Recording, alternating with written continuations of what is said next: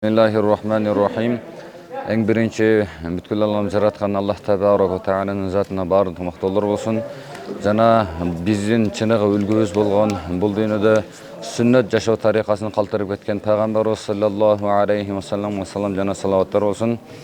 Мына бүгүн жакшы иш-чара уюштурулуп, Кудайдын насиби менен, Кудайдын каалоосу менен биринчи орунду алдык.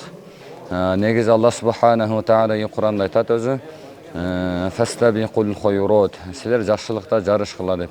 Ошол жакшы иштердин бирөөсүндө биз жарыштык, болушунча аракетин кылдык, колубуздан келген канчалык болсо ошону кылдык жана Аллага толук таяндык. Аллах субханаху ва таала ошонун себебинен бизге биринчи орунду берди. Ошол биринчи орун биз үчүн жакшы болсун, дагында кийинки ийгиликтерге бир себепчи болсун. Мунун себебинен Аллах субханаху ва таала текебер кылбасын бизди. Мунун себебинен бизди менситпесин, балким дагында жөнөкөй кылсын.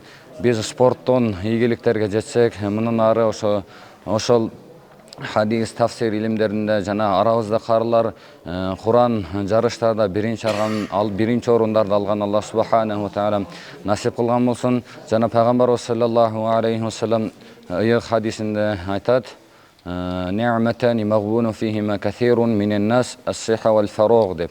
Адамдардын көпчүлүгү ушул эки неаматтан бейкапар. Анын бирөөсү ден соолук, экинчиси бош убакыт.